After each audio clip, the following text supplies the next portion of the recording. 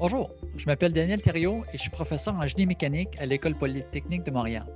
Bienvenue dans cette petite capsule vidéo qui va vous présenter les 5 séances de laboratoire des cours Résistance des matériaux 2 et Résistance des structures aéronautiques.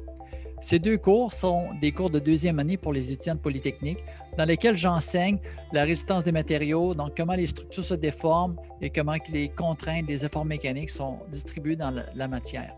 Donc, bonne visite! Dans le cours de résistance des matériaux, les étudiants ont la chance de toucher à du concret lors de 5 séances de laboratoire.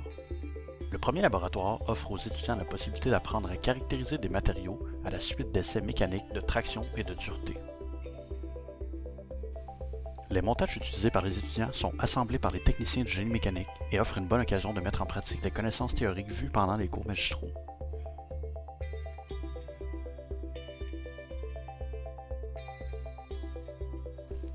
Le but de ce laboratoire est donc de procéder à des essais mécaniques afin de trouver certaines caractéristiques des matériaux métalliques et de mesurer la dureté de différents échantillons. Le deuxième laboratoire introduit l'utilisation des jauges de déformation. Les étudiants doivent identifier le matériau utilisé dans un barreau métallique en interprétant les données recueillies et étudier le cisaillement dans un mince panneau d'aluminium semblable à ceux utilisés dans le fuselage d'un avion. Parlant des avions, la troisième séance se déroule au laboratoire d'enseignement des systèmes intégrés en aérospatiale du Québec. Ce laboratoire, situé dans l'est de la ville de Montréal, offre l'unique opportunité de manipuler les commandes d'un banc d'essai aéronautique fabriqué par Bombardier.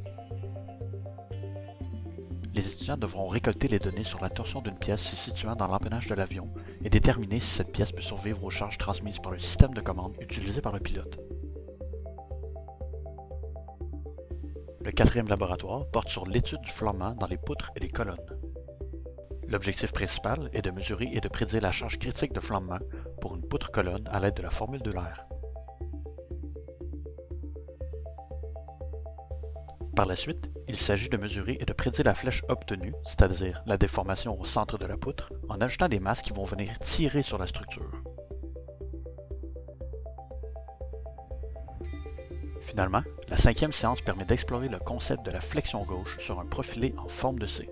Puisque la section de cette poutre n'est pas symétrique, une force verticale appliquée viendra induire une flexion en plus d'une torsion, ce qui rend plus complexes les calculs d'ingénierie.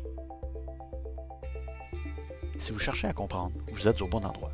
Dans le laboratoire de génie mécanique, on manipule, on pratique et on apprend. Bienvenue en génie mécanique. Bienvenue à Polytechnique.